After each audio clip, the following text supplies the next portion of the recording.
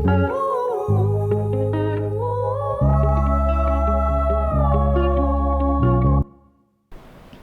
guys, welcome back to Friends and Enemas. It's been a fat second thanks to the hurricanes, unfortunately. Yeah.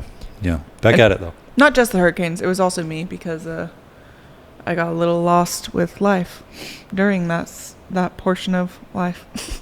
Got lost with life during that portion of life. Just busy. But we're back. My editor is thankfully okay, and so is her family, which praise God, because that could have been really, really bad for her. But she's back. She's here to edit this podcast, so we're back. And we're coming at you with 10 things we learned in 10 years of marriage. Yeah, we just had our anniversary a week or so ago. Yeah, a few updates. We did move. This is our new couch if you're watching on YouTube. This is the only real furniture we have so far. This is the only thing we bought. Everything else is empty, which may be a little echoey. We'll see. But slowly but surely furnishing the apartment, which is nice. We moved out of our furnish finder because it was a 6-month lease. We moved into an apartment. We're trying to decide if we want apartment life right now. We're still in Arizona, which is good. But yeah, we had our 10-year anniversary October 18th. And we just thought it'd be a fun little episode to tell you guys 10 things we learned in 10 years of marriage.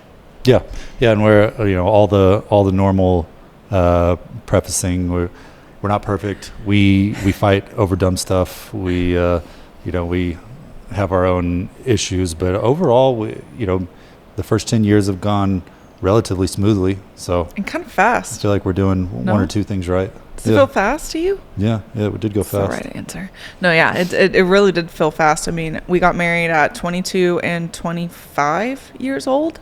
Babies, not knowing what the hell we wanted in life or for ourselves, really, just kind of going with the flow. Mm-hmm. And luckily for us, we've learned a lot about ourselves, about each other, about our relationship, and we've also grown together and separately, and I guess admired each other separately, and that's kind of, I guess, what we're going to get into. Mm-hmm. You want to start? We made a list. Yeah, you have the list. Oh, I have the list. Okay. Well, the number one thing we have on here is friendship first. Yeah, and these don't go in like order of importance or anything like that. I think we just kind of jotted down 10 things. Yeah. But, I mean, I think a lot of people, and this will kind of be a theme. It's a lot of stuff that you hear it all the time, but hearing it and using it as just like a quick little quip and actually working at it are two very different things. With the first one being friendship, you should obviously be friends with your spouse, but I think it's way more than that. I think we'll talk a lot more about respect and mutual respect, but just being friends. Like, we were friends. I know we started dating pretty early on, fast. but we had been friends through all that. We support each other, we celebrate each other's wins, and we hang out. We've been traveling for 5 years now, and we have some friends in every city, but the vast majority of the time, 95% of the time, it's just you and me, and we're hanging out like almost every day, and we've done a good job at like having separate lives, and we come together at the end of the day, and we have separate hobbies and separate work and everything like that. But I don't get tired of hanging out with you or anything like that. So I think having a good friendship and actually being friends with the person and not just a spouse is one of the important ingredients to our relationship. I feel like friendship is overlooked though. Like, people say it and they're like, yeah, but no, like, seriously, like, Jared's someone I want to hang out with on a daily basis, unless he recently pissed me off. But no, I'm just kidding. He really is someone who I'm excited to hang out with. Whenever I leave, if I have to go on a trip or he has to go somewhere separately, I miss him almost instantly. I get excited to tell him about my day or tell him about thoughts I'm having or complications or random things that just, I don't know, it just happen in day-to-day life. He's the first person I want to tell it to. And I feel like you have to build your relationship on friendship first, because at the end of the day, no matter what other titles you'll take on besides husband, wife, if you guys end up having kids, father, mother, sister, blah, blah, blah, at the end of the day, I feel like friend needs to be the number one thing so that you can always know that you have each other to come to in like hard times.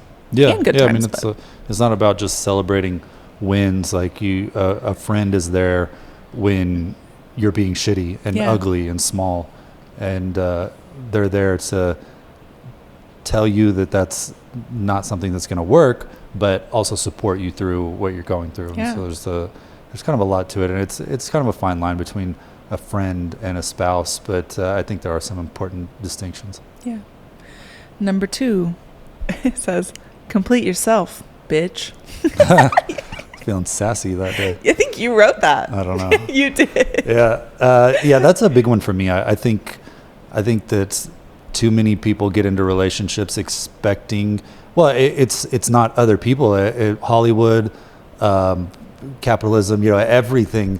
Holidays center around this person completing you, and they're your other half, and they've been chosen specially for you, and it's really detrimental because it takes away all the elbow grease and real work that you have to do yourself. You outsource it to whatever, the divine, or to your favorite Hallmark marketing company. It's, you can't rely on Disney for your own story. Right. So I think that it's really important to come into the relationship as a whole person, and or be working on becoming a whole person. You don't have to be perfect to be in a relationship, but you need to have your own unique identity outside of the other person. I think that not having your own identity or expecting them to complete you or to fix something in your life is extremely manipulative, and it's not a foundation that you want for a relationship. I totally agree with that, and I think I had to grow into that, actually. Mm-hmm. Like if I think about me as a new wife, like back in 2014, I think of which I had a lot of issues at the time. I mean, everyone does, but it was pre-therapy Lindsay, pre-self-worth, self-respect Lindsay, and it was just I was just young, but I think I thought we had to spend all our time together.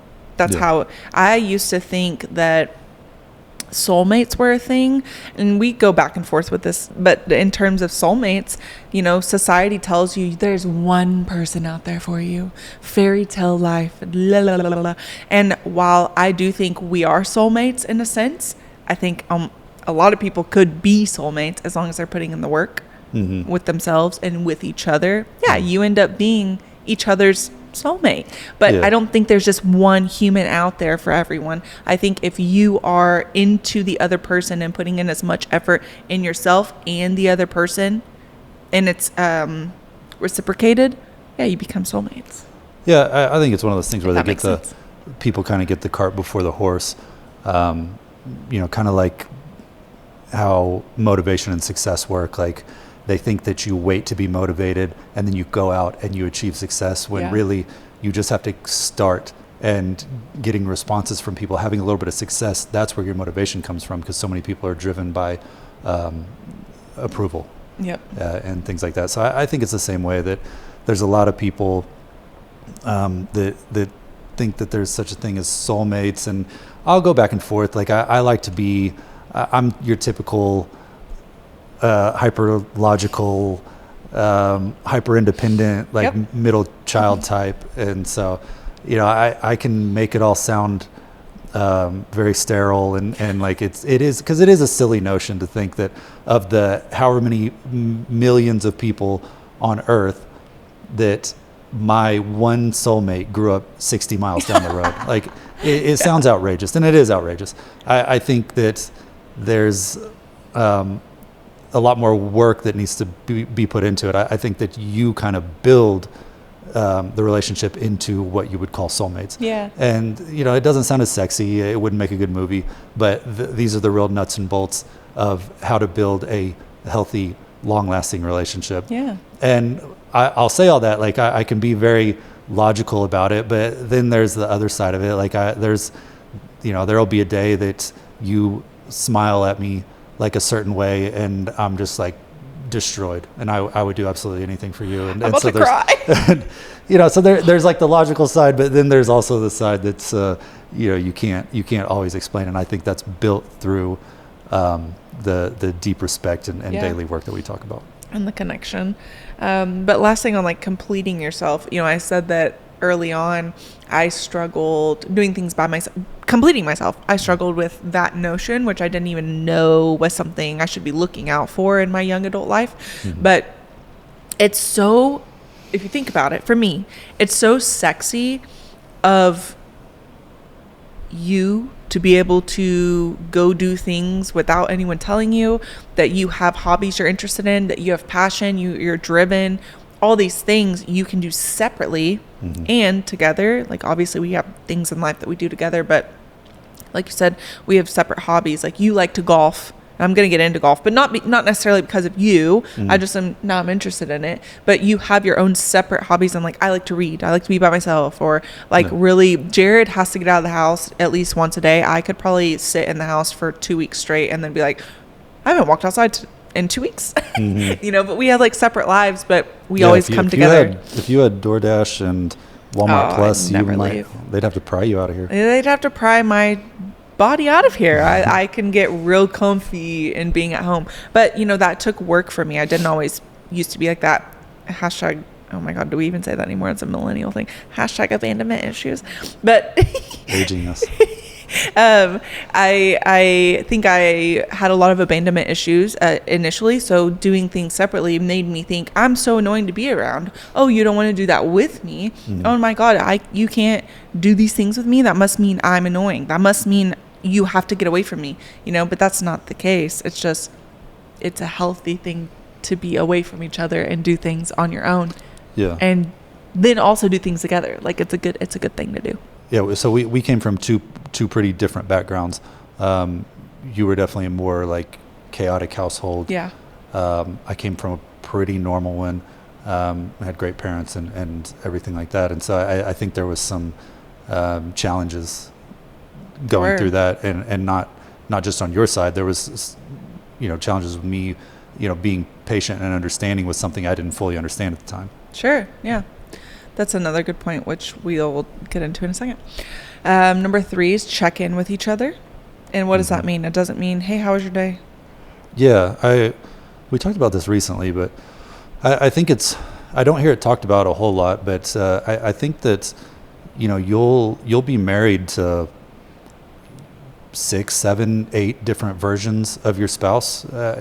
People change. We're dynamic. We're supposed to change. Yes, you should be changing, and I think if you're not, that's something that needs to be looked into. But I think the check-in is more, even if you do it like once a year, once a quarter, and just from bare bones, like what are your values? Have your values changed? Mm. What do you believe in? Have your beliefs changed? Do the things you enjoy, have they changed? Like, what are your aspirations? What are things that you want to do? What's your bucket list? Because that all changes. You don't just keep a single set of values. They change throughout your life as your situation changes, as your financial picture changes. When you have kids, it changes massively. Yeah. And I think there's a lot of people that get married and they're done studying up on their spouse. They're done learning about it. Just like you finish high school or college and you're done learning. That's all the things you're going to learn. Yeah. That would be a tragedy to be done learning things in your mid-20s. So I think continuing to study your spouse and learn about them and learn about who they are in this season of your life brings you guys a lot closer, and you understand them much better, and you can appreciate them and love them deeper. Yeah. I hope that the men are really listening to you, because I think something that's lacking in a lot of men, and not that they can't have this, it's that maybe no one's taught them it's okay, is emotional intelligence. Mm-hmm. And being vulnerable with your spouse and saying things that are on your mind, that, if your mind has changed about something, or if your spouse is going through something, like, and you check in with them. It's about growing and like watering that plant that you guys have together. Mm-hmm. And I think a lot of men specifically are scared of that, because you have to be vulnerable sometimes, mm-hmm. and you have to show that you're hurt about something, or that something's confusing to you, or that you don't understand something. And I think for men, society has told you that's not masculine, but it is very masculine to be vulnerable with someone and open up and check in and say, you know, like something like you said, like values and stuff. If you guys knew me 10 years ago, and if you really did know me 10 years ago and you still know me now, you're like, I know, you know, I'm different. Just like 5 years ago, even a couple years ago, I'm different in forms of spirituality, in forms of political beliefs, because that, you know, your environment plays such a huge role. But because we've checked in with each other, there's no big surprises between each other of like our morals or things that we value. But also when there is a surprise, it's another clue. Oh, maybe it's time to check in with each other. Like, oh, that's different than what you used to say. And it's not, I think another thing on this, sorry, I'm kind of rambling, but another thing on this is people get scared when their spouse has a different view of something that they once thought they knew. Does that make sense? Yeah. Yeah. You feel like, I think there's a lot of people, you marry a version of them, and if they stray too far from that version, you feel betrayed. Yeah. And I think a lot of that is what I was saying earlier. You check back in 5 years down the road, and from 20 to 25 or 30 to 35, that is an eternity. Yeah. And you could be a lot different by then. So you finally, you know, get to know them once again after life gets too busy and everything, and they feel completely different. You feel betrayed, and you feel like your world's apart. You mentioned this slightly, but especially when people have children, because then you have a whole new role and a whole life, if not multiple lives, to be responsible for. And so you forget to check in with each other. And then when the kids are grown, you check in with each other and you realize you don't know each other. How many times have we heard that story? Yeah. And some people end up divorcing over it. Some people end up dating each other again, which I find so beautiful. Like that's another thing on here later. But if you don't check in with each other, you'll lose sight of who you are separate and together. Yeah. And back on you were talking about showing emotion and masculinity and everything. I think that a lot of men generally model, or they follow the behavior of their male role model. Yeah. So with my dad, I think I've seen him cry 2 or 3 times in my entire life. And not like he's, completely blocked off. He just doesn't cry. It's probably what his dad did and what his dad did. And so I like, if I ever like start tearing up, or I feel like I'm about to start crying, it's like a knee-jerk reaction. I fight it as hard as I can. Yeah. I start looking at if I need to leave the room. It's just exit. It's just it's inherent. You do what you're taught, what you learn, what you see. But that's why I want to tell them, like, it's okay to cry. Yeah. And from a man, you've said that before. It is okay to cry. Like, it's not just women saying that. It's okay to cry. It's okay to be vulnerable with yourself and with your spouse, especially with your spouse. Yeah, absolutely. I think that's what makes strong connections, is vulnerability. Number 4 is radical honesty. Even when I hate it, it is necessary. Yeah, that's been bigger for me as I get older, especially in the last 3 years. Like, it's so much easier to just be truthful all the time. There's no lies to keep up with. There's nobody, there's no withholding information and making sure the right person gets the right set of facts that you've made up. And it's just so much easier to be completely honest. And I maybe, I don't know, do you feel like I go overboard with it? Because I always just want to give you, I want to tell you, I would rather tell you the truth than, in most situations, I would rather tell you the truth than save your feelings. But not in all situations. I'm not going to say that's paint it with a broad brush across the board. I don't think that's always No, you got to read the room first. Is this person in shape, what am I trying to say? Is this person in a state of mind? In a state of mind, thank you. That they can handle the truth at this moment. If you can read that, then it is important. I'm not saying to lie to them if they're not in a state, but there are ways to beat around the bush sometimes, but you do a good job of that. I mean, I can't even think of an example, but there are times where in the moment I'm so annoyed, but also I'm very appreciative. And that's something I have to work on my own, is like, yeah, you're going to be honest with me. I already know that. And I would still rather you be honest with me than 5 months down the road, I'm like, but I thought you said this, because that also creates issues later whenever you're not 100% radically honest with someone. Yeah, and this is an issue just in the last few weeks, with me not like purposefully being dishonest, but it was and that's what it looked like at first, and I think we finally kind of talked it through. I'm not good at, and I don't like sharing my first reaction of how I feel about something, because it's generally wrong. I like to like sit with my thoughts and take them all out and kind of analyze them and figure out what's going on and have a coherent argument for why I feel the way I do. So whenever I'm asked in the moment, I default to I'm fine, no, don't worry about it, and then I'm like, I'm fine, I'm going to deal with it later. But in my head that made sense, but to you, you knew something was wrong, and I'm saying I'm fine, so then you feel crazy, and then I come to you later on and I'm like, this is what I think about this, and you're like, so you weren't fine, why are you lying to me about that? And like, I didn't see it as lying because I wasn't seeing it from your side. So that, that's something that was kind of a big thing that we've dealt with here in the last few months. And it makes sense too, like when you really put your walls down and let each other explain where they're coming from and just take it in, because two things can be true at once. It doesn't mean someone's lying, but like we just had different visions of what was happening. And then when you break it down, it's like, oh, okay, I see where you're coming from. But then we it's nice because we just see where each other are coming from that instance. Yeah, and there's days that like I don't want to share my every thought with you, because like some days I'm like petty and shitty, and I can get over it. It's not a reaction that gets out of my head, but it is my initial reaction. And I'm like, all right, you're being a dick. And that's my favorite thing about our relationship, side note, is we use words like you're being a bitch ass, you're being a dick.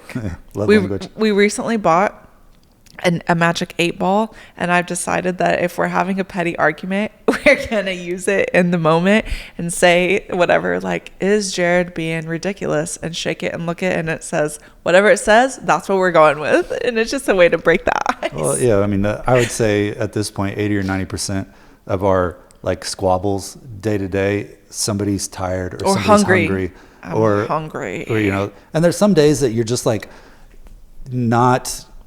you're both not in mindsets to be around each other. And we figured out pretty quick, like we'll have 3 or 4 back and forths, and I'm like, I'm not doing this today. and we just go do our own thing. What's that SpongeBob where he's getting up and leaving? All right, I'm gonna head out. But it's important too. Like sometimes I don't believe in like having to figure out exactly what's going on right away. We also don't believe in don't go to sleep mad. I'll go to sleep fucking mad if I want to go to sleep fucking mad. And tomorrow we'll talk about it, because guess what? I'll wake up and forget that we even had an argument, most likely 90% of the time. I'll take that 0.001% chance that I die in my sleep. That would be awful. I think that's why people say that. All right, moving on. Number 5 is realistic expectations, which kind of goes with what we just said. Having realistic expectations of one another. I think this comes from, I think I put this there. I think this comes from, I don't know. I guess I think I'm speaking for women when I say this, of some of the relationships I've seen friends or other people be in that are not good relationships. Their spouse had unrealistic expectations for them. Like, well, before we had kids, you were working and you were working out and you were getting ready and you'd go on date nights with me and you'd be ready to, fuck down whenever I want. But now things have changed, and those are unrealistic expectations for you, because once again, you're not doing these other things. You're not being honest with each other. You're not checking in with each other, and you're expecting your spouse to be someone who now they can't. They can't be. And I think this goes along, like I said, with checking in with each other. We can get into, if you're not communicating with each other, you can get into an unrealistic expectation mindset of your spouse, when really we shouldn't have these expectations of each other.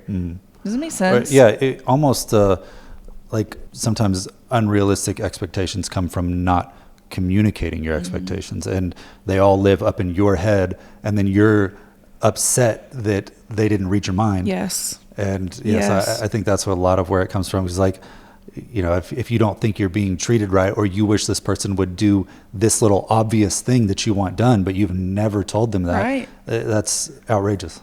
It is outrageous. I think a lot of couples get into this as well whenever they first move in together. They have these expectations because of how they grew up and how they were raised, like how the fridge should look, you know, or how we fold towels. Like, these are stupid little things I'm just thinking of, but it comes up. Like, you live life with them and you're like, I don't like how you're doing this, or the vice versa. I don't like how you're doing this.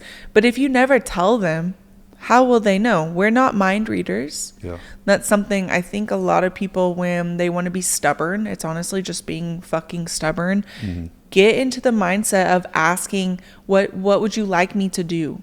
Yeah. Or telling them, hey, instead of doing this, and you don't have to be a dick about it, hey, instead of doing this, I would really appreciate if you do this. And sometimes you have to tell them multiple times. And I think that I'm going to throw women under the bus real quick. I think that women have a bad rep for this, for getting upset with their husband for not doing something. Well, I've already told him how to do it. Okay, but you have your own habits that you've had since you were born, since you lived through life with your parents and how things worked in your house, and you have to build new habits between each other. So I just feel like give people a little bit of grace with telling them what you want, but having unrealistic expectations for one another, I feel like that's like a tainted relationship. Does that make sense? You're tainting it. Yeah, and I think do we talk about fighting fair later on? Yeah, later. Okay, I'll say that. You're getting there though. But yeah, I think that unrealistic expectations are kind of a pitfall of a lot of relationships, and communication could bridge that gap. Also in the bedroom, I don't think that we will be hitting on this anywhere, but like, get over it. Swallow your pride. Ask what the other person likes and what they don't like. In the bedroom, you mean like for pleasure? Yeah. Just I think since we're talking about communication. Yeah. Be open with each other. And that, I think, especially for guys, that feels vulnerable, because you're supposed to just like be a sex god for some reason. You're supposed to be honestly, really good at it whenever you don't. That's kind of a lot of pressure to put on somebody. I think that men should be open to, if you're not getting your girl off and she tells you, I know where I'm getting like in there real quick, but like, I have somebody in mind who told their spouse, you're getting pleasure when we're in the bedroom, but I'm not. And they got really offended. But how, again, can't read minds, unrealistic expectations, and she's being honest with you. So just let down that guard, let her tell you or teach you, and it's okay if you have to be taught. It's kind of sexy sometimes. Like, be vulnerable. And the end result is way better for both of you. Way better. Are you kidding me? Your wife will want to have sex with you more if you're getting her off. Yeah, and you're going to have a better time if she's having a better time. Exactly. So it's like, it's a, you scratch my back, I'll scratch yours. Like, it's an obvious thing. Yeah. Just put down your pride.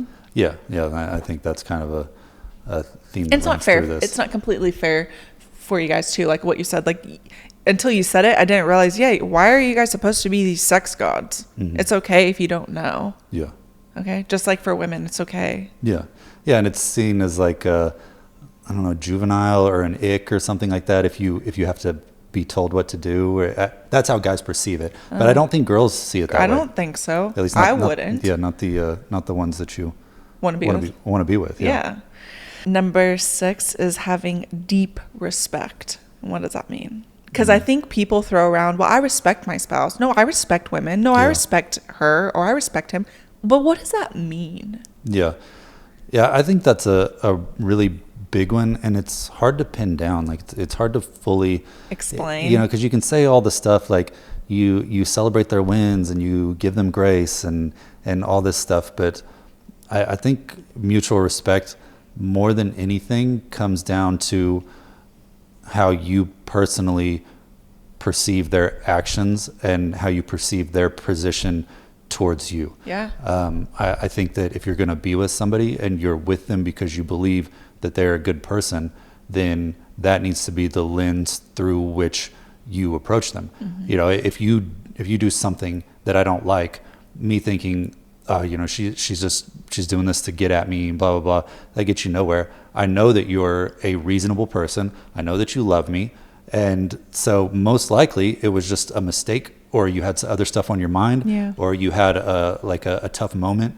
And approaching it that way, you have a lot more empathy for the person and the situation, and where the starting point of your argument is so much further forward. And you're able to get through that argument or whatever it may be much quicker than starting from like the starting line of this person's trying to ruin my life. Well, and I think also it comes with like having deep respect for one another, also comes with understanding if they're wrong in that thought process, because I know for me, I've had to work on my being defensive because of the way I grew up and feeling like I was put in a corner a lot of times, even though I know in my core, in my heart, you are not that person putting me in a corner. You're not that person doubting me. You're not that person calling me names.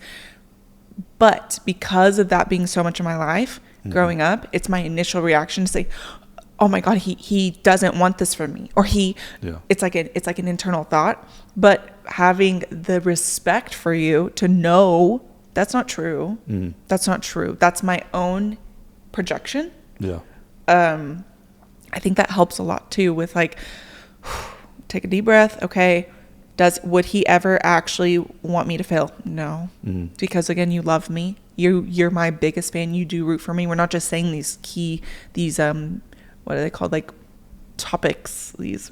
As soon as at any other point, I could have told you exactly what you're trying to say, but hot button topics. Or whatever. When you asked me, I know whenever asking, but like I don't know.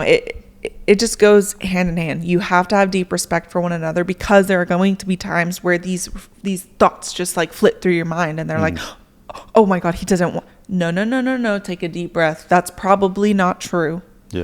What if it starts with what if, it's your anxiety and your projection coming out. But because we have deep respect for one another, like he respects me, he would not think that about me, and I respect him, so I shouldn't be putting my baggage up all over him. Because does that make sense? Yeah, it does. And I think that a lot of people say like, you know, slow down your response and do this and do that. But that's not how emotions work. You know, they're extremely powerful. They drive us around for a reason. So I think more practical advice is to meditate, have some sort of meditation practice. I think that the best definition that I can come up with for meditation is, you know, you have the stimulus, which is whatever you perceive that the person did to you, like the situation happens. So you have the stimulus, and then you have your response to it. And there's, you know, when you first start out, there's maybe a millisecond between the two. There's a stimulus and an emotion pops up, you immediately respond. And meditation widens that gap for you. It gets you a little more in tune with your body, where you can see these feelings coming on, and you widen the gap between stimulus and response. That gives you time to cool yourself and to have a more mature response to it, and to catch some of these hurtful knee-jerk reactions before they happen. And so I think, you know, there's plenty of like meditation apps out there. I think I might butcher this, but I think the most popular one is called Vipassana meditation. But any of those work. Like you can do a 15-20 minute meditation in the morning, and it feels weird at first. It's super hard to like clear your mind and everything, but it's extremely valuable. I feel like practice makes perfect with that. Yeah. And that's your therapy coming through.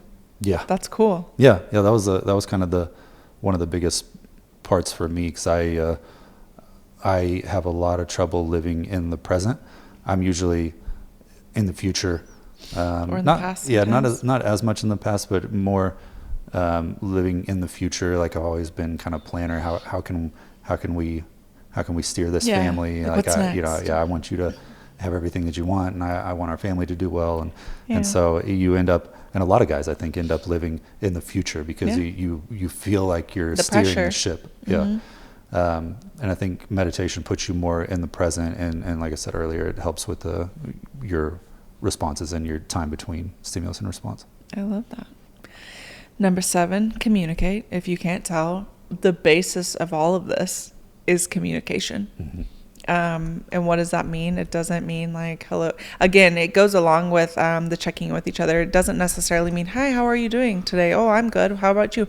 No, communicate. Mm-hmm. What are your needs? We cannot read minds, neither of us. So pretending or being upset with the other person for not knowing what you needed when you never told them. Yeah.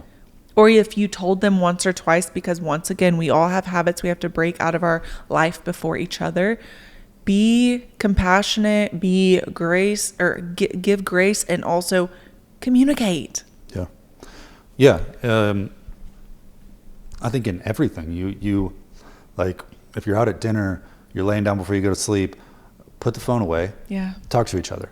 Yeah. It really, honestly, is that simple. Yeah. Even get like, if there was early on, I wanted a more structured format to talk. We talk to each other all the time. You know, we communicate. I know what you're about to say, though. Yeah, I wanted something a little more structured that we could see each other's values and learn more about each other.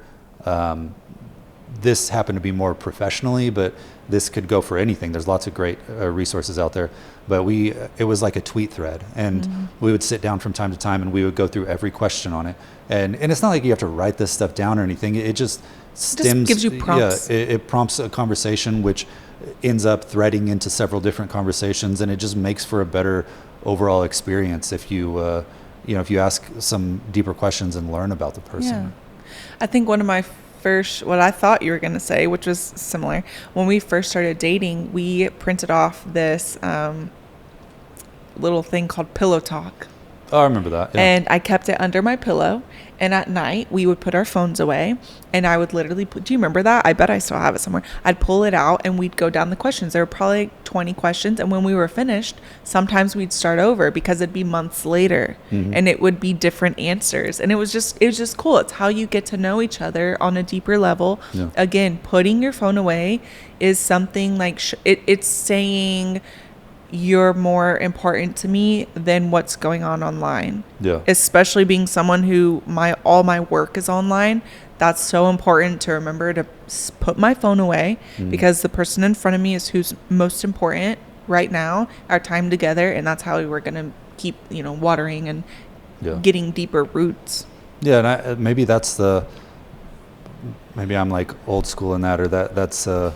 But if I'm talking to somebody and they're like texting on their phone while they're talking to me. Oh yeah. I'm just not doing it. Oh no, I'm not going to do it. If you can't give me the time of day. Yeah. No, it is rude. In my opinion, it is rude. And obviously I guess people would be different, but to me, with each other, especially your spouses, yeah, put your phone away. Yeah. That's, and at night we're starting a new thing too, where I don't know what time yet because we literally talked about it yesterday. I was like, no phones in the bedroom. But even before the bedroom, you kindly told me, you paused the TV and you said, you have to be done with work at some point. And I was like, sorry, like, oh my God, because my work is mostly online. And so I guess I feel like I have to be online a lot. But at what point am I going to put down the phone for the rest of the night and pick it back up in the next day? And that's kind of just something like, I'm telling you guys that so that we still struggle with it too. We don't have everything figured out, but that's something that's really helpful for us, is putting our phone down. We're going to end up putting them on the kitchen counter. I think we don't see it again until morning and go on about our life. Yeah, you have to. Well, both of us are like entrepreneurs. We both kind of have our own businesses, and there's times that we get extremely busy, and we're traveling, we're doing this and we're doing that, and we're working all day, and I think you have to be more and more fierce about protecting that time. Yeah. No matter how small it is, I think that you can improve the quality, and even if you can't have as much quantity for weeks at a time. Yeah, I think that's good. Next is allowing space, and I think you wrote that. Yeah, so this kind of goes along with being your own complete person, but I just see so many relationships where the two people just kind of meld into this like amorphous blob of a single human, and I just don't like somebody. It gives you the ick. Yeah, very very rarely do you all have the exact same, truly have the exact same hobbies and beliefs and aspirations, and you can do that and it works. Most of the time, the vast majority of the time, somebody feels like they are a character in the spouse's story. Yeah. You feel like if you're not writing your own story, you feel like you're being written into theirs. And so I think that you need your own space, you need your own separate hobbies. It's not saying you can't have hobbies together, but have something recreational that you're working on your own. Yeah. Have skills that you're developing on your own, and then you'll have plenty of time together as well. We've talked about this before, but I think women struggle more with this than men, maybe. I'm sure we both struggle with it, but I think we just talked about this, that you heard somewhere or something, and there's like some stupid little TikTok sound that says like, women don't have hobbies. Yeah, it was like an Alpha Bro podcast. Yeah, they were talking about how girls don't have hobbies, and I don't even know what point they were getting at. But and then I saw a female creator saying that she believes that that not having hobbies can be a contributing factor to depression in women, because it seems like it's more rare that women have hobbies, or maybe you just hear about guys' hobbies more. Maybe because I'm a guy, I hear more about guy hobbies. So I wouldn't be able to speak on that, but yeah, I think just in general that having hobbies, having something that you're not trying to monetize, something that you just do because you enjoy doing it. Like lately, mine has been golf. Yeah. And I'm definitely not monetizing there. I feel like it's the opposite. It's such an expensive hobby, but I think I'm trying to find my hobby right now. I like to read, and that is a hobby. That is absolutely a hobby. I think that's something with the red pill men that were speaking, is they were saying women don't have hobbies. And I remember the next thing was like women showing their hobbies, and it might be more domesticated hobbies like crocheting or reading or sitting in fucking silence, plants, being a plant mom, a dog, doing stuff with your dog. All those are hobbies. But what men think are hobbies are sports. It has to be sports. And some women are into sports, and that's okay. And the Alpha Bros, like, if you can't monetize your hobby, then blah, blah. They love to say that stuff. Yeah. But yeah, absolutely. Reading's a hobby. And I think for some parents, silence is a hobby. Absolutely. Just, we don't have kids, so I don't know. We don't, but I cannot. Just having time to yourself to do whatever. Maybe you do want like 20 uninterrupted minutes on TikTok. Right. That's I'm not saying that any of these things should be discounted. Right. But just allowing space for each other to have a spot without them constantly in it. Yeah, is what you're saying. Yeah, and beyond that, I think that, and this is something that was kind of a pivotal moment for you, was going on a trip on your own or without me. Yeah. And kind of going and doing your own thing, like some big grand thing that doesn't involve me at all. Yeah. And I think that's super important, because you should be an individual person. In my eyes, a relationship should be two whole, complete people coming together that create something more. Yeah. It's not two halves that create a whole. I don't love that picture. Yeah. I also think Jared was saying, like, I went on and did something on my own. That was homework from my therapist, because earlier I told you guys I used to struggle really bad with being by myself or doing things without Jared specifically, and that puts a lot of pressure on him too, having to feel like he had to be around me a lot. And she said, I want you to go do something by yourself, not necessarily like be alone, but without Jared. And so I texted one of my friends who was super into hiking. We went on a 6-day backpacking trip from Mammoth through Yosemite, and we hiked 80 miles. And I like to tell everyone that because it was just something I had never imagined I could do by myself. No cell phone service, not talking to Jared for a week. It totally changed me. I was like, oh my God, I can do hard things and I can come back. Emotions. And he's still going to be here. It's okay to do things by yourself. That's all. I'm about to cry. Well, and if you don't go off and do things on your own, you don't get to feel their absence. Right. You know what I mean? If you're together all the time, Yeah. you do take it for granted. There's just no way you don't.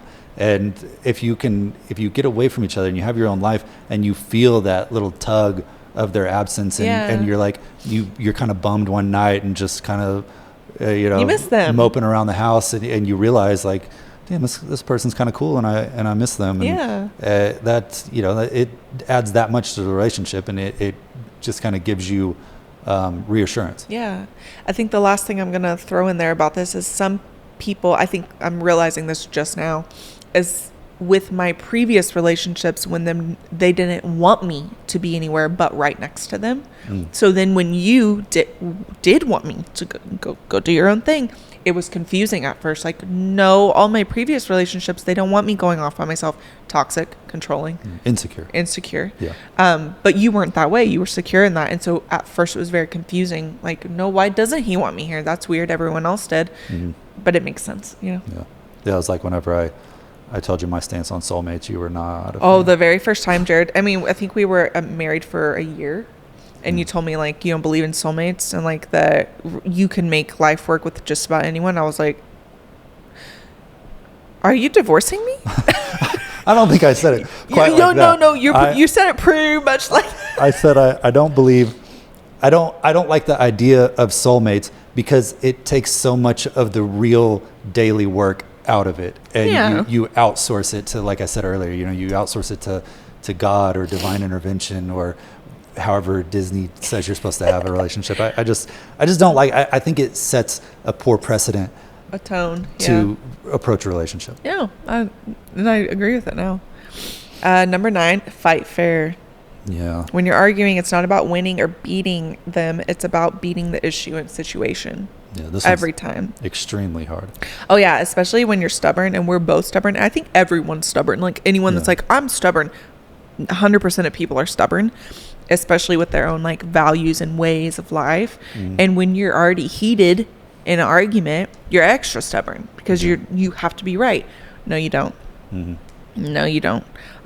One quote I love to live by is, you don't have to say everything you know. And just because you might know something, especially in an argument, doesn't mean it has to be said. That's when hurtful things are said. Hurtful things that you can't take back. Yeah, and I think kind of the biggest thing is to don't approach the argument to win the argument. Yeah. Approach it as a problem that is in both of your path. Yeah. It's a roadblock for both of you that you have to get through together. And if you approach it like that and try to remember it like that, I'm not saying it's easy. I think, a lot of our fights end up, we'll argue back and forth, and it's like unstoppable force and an immovable object. Yeah. And like we're not getting anywhere. We both get frustrated. We leave each other and spend a couple hours apart and let ourselves cool off. And then that training, and the way that we believe that we should approach a relationship has time to kind of sink in. Yeah. And you think with a little bit more cool head and, well, I could have given here and here, and I probably didn't need to say this. And then whenever you come back together, you can have a real conversation. Yeah. And you can apologize to each other. I think, there we go. No, I think something else is, some people forget to say, I'm sorry. Yeah. I'm sorry for, and it's not, I'm sorry you feel, no. It's, I'm sorry for whatever you've done. Yeah. That goes a long way. Yeah. A long way. Yeah. Yeah. I'm sorry you feel. Oh, I'm going to punch you in the face if anyone says it. Remove it from your vocabulary. Just remove it. Exactly. Yeah. I feel like that one's pretty like fight fair. Yeah. It's simple, but like. It's the simplest and the hardest one. It is. For me, I do not, I'm getting better at it, but I do not like being wrong. Yeah. Not in everything, but if it comes to something like, like more academic, like I don't care if I'm wrong. I just want to know what the truth is. But in a relationship, it's harder to admit that something you did was wrong and hurt the other person. Yeah. Well, no one likes feeling like that. No one likes feeling, I guess, would it be shame? I don't know if it's shame, but no one likes feeling the disappointment, that just icky feeling when you realize what they say is correct. You're like, oh shit. I feel like shit. No one likes that. No one likes that, and no one likes admitting that. But I will say it gets you a lot further in life, admitting your wrongs and owning it, having some self-awareness. Self-awareness is the sexiest thing to me. Self-awareness and emotional intelligence, top 2 sexiest things to me. And as you grow in life, like, I mean, I hope as people grow in life, like, they just get better with those 2 topics. Yeah. I think in a lot of arguments, you have a moment where you're like, all right, either I suck or you suck, and I don't. It can't suck. be me. I'm positive I don't suck, and that's just the wrong. You gotta. It's the wrong approach. Yeah, you're not going to be perfect in every situation. You're going to make mistakes, and being able to admit whenever you made a mistake, and not, yeah, I did this, but you do this too. Yeah, no, that's not an apology. Yeah, and sorry, now that we're on this topic about fighting, I don't think it's appropriate either if someone brings something up and one of us brings something up. I say, I don't like that you left saltine crackers out on the counter. I don't know. Yeah. And you're like, oh, okay, well, that reminds me. Nope. Yep. Not the time. It's not the time. Right. You should have said that when it bothered you. You don't hold them out for ammo for when your next argument is. Yeah. I don't think, because then it takes away from what the other person was talking about. Yeah, just like apologizing. If you are apologizing and you think, or even worse, say, well, do you have anything to apologize for? You weren't apologizing. You were looking for something in return. It was a transaction. Right. It was a transaction. Exactly. Transactional apologies don't get you anywhere. No. And if you do feel like, well, damn, I should have said something, you'll just have to wait till next time it happens, because you're right. You should have said something when it happened. You don't hold it for ammo for next time. Yeah. That's not very nice. If you guys are watching on YouTube, this is Schmidt. He just hopped up here with us. Number 10 is continue to date each other. Yeah. And I feel like some of these are kind of the same with each other, but that's like the whole point. Yeah. It's continuing to check in with each other, continuing to pursue each other, to make each other feel loved, to make each other feel wanted. Even more than loved, feeling wanted is so nice.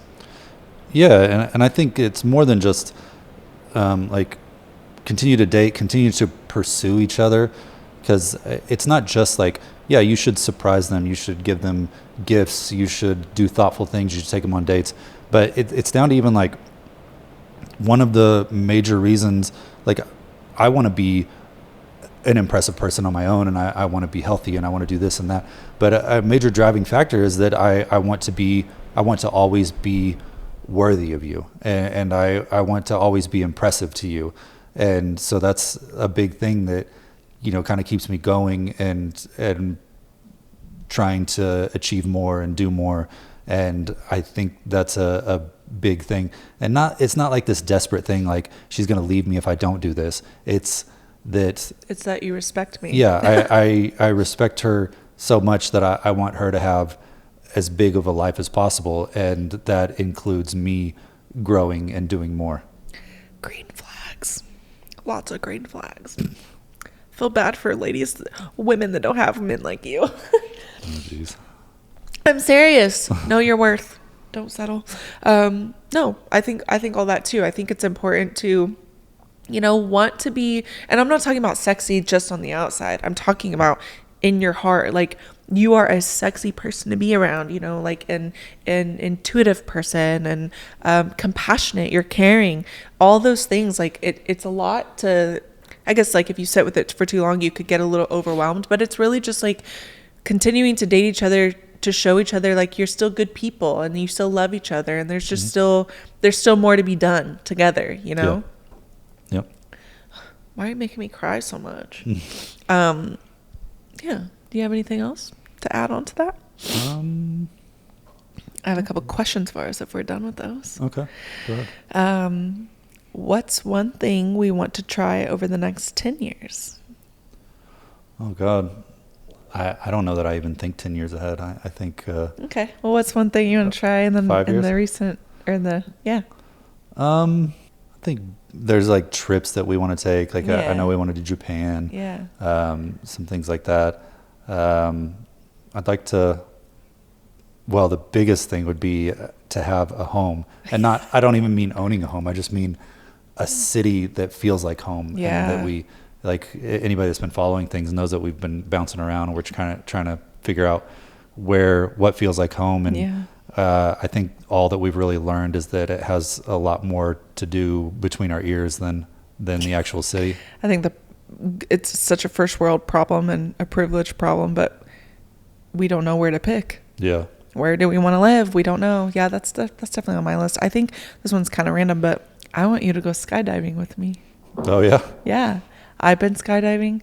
So fun. Just like, can't even explain the feeling. And I just feel like it opens up like new brain, I don't know, pathways in your brain. It's like, I think that'd be cool to do together. I'd be down. Okay, I wrote down like a random thing on here that I think is important for couples. If you don't heal from previous trauma, you'll hear through your wounds. Mm-hmm. I think you might have told me that. You saw it somewhere. I don't recall that one, but that sounds kind of like what we were talking about earlier, that bringing like the correct filter and the correct kind of view on life into it, and how you view your partner and how your partner approaches you and the relationship and the world in general. I think I wrote this on here because I think about like 22-year-old Lindsay, and like, for instance, like, you know, if we had an argument, I was hearing through my wounds through previous relationships or previous childhood issues of like something that might have been happening, and I'm hearing it through my wound. So I'm not actually seeing it or hearing it for what it is, which was, you know, not whatever. I don't know how to explain it, like, or an example, but I'm not seeing it how you are giving it. I was seeing it through how previous people had done to me, and carrying that baggage in with our relationship, instead of healing through my wounds or through my trauma with therapy, which I know not everyone can have accessible therapy, but for me that was just like something that changed me so much. Yeah, it's almost like you owe it to me to let me be Jared and not be your ex or a parent that abused you or anything like that. I owe it to you, and I owe it to me to heal through that. You know, I have to heal myself to be the best version of myself. And I just want to tell you guys that too, because I know everyone has pain is relative. So everyone has some type of pain. And if you're not dealing with it, you could potentially turn on your spouse because you're seeing it through a foggy lens. Yeah. It's like that with a lot of past stuff that we all deal with. Like, it's not your fault. It is your responsibility. Nobody's coming for you. Nobody's gonna save it for you. You have to do it. Yeah. And best advice for a new couple. I have one. Shoot. Get separate blankets immediately. Do not share a blanket. Yeah, that's from the get-go. We've never shared a blanket. Yeah, that's much more of a practical one. But yeah, get your own blankets. I'm just saying, especially if you have a dog that refuses to sleep anywhere but in between you. This dude Schmidt, we got him when he was a puppy. He was just a baby, and he's literally slept with us from night one. He's between us right now. Like, we've tried everything. We've tried to get him a good bed for the floor. We've tried to put him on the side. Absolutely not. He will sleep in the middle. So we have to have separate blankets, or someone's not getting some of the blankets. Yeah. I think even like early on, especially like, you know, honeymoon phase, or, you know, you're still kind of learning about each other, like, set ground rules for how you're going to argue, because you're going to. And it's a lot easier to set ground rules and parameters for fighting when you're not fighting. Absolutely. Because you're level-headed. Yeah, all bets are off whenever you're both elevated. And so I think setting those ground rules early on, study each other, get a basis, learn about them, learn about their beliefs, whether it be spiritual, political, you know, go through all of that stuff. You know, you want to see every potential pitfall, and you owe that to yourself. I think a lot of people kind of learn 30% of who their partner is, and they fill in the last 70% with their expectations. Yeah. And then down the road, they're not that person. And you're like, what the hell, man? Like, you're supposed to be this person. And they're like, I don't know why you ever thought that. I'd never, that's never been a value of mine. Right. And so I think there's a lot more of that, like auto completing than people like to think. So just pour through all of those questions and really get to know your partner. And it takes time. You're not supposed to figure it all out. Yeah. We're only 10 years in, and just now I just now feel like I'm getting to really know Jared. This version of you, my fourth version of Jared. Yeah. But yeah, that's all I got for you guys for this episode. I would also love to hear relationship advice from you guys, so feel free to write them in. Jared and I are going to be doing a lot more relationship episodes because it's what you guys asked for. So send us your questions, and that's all for now. Yeah, thanks guys.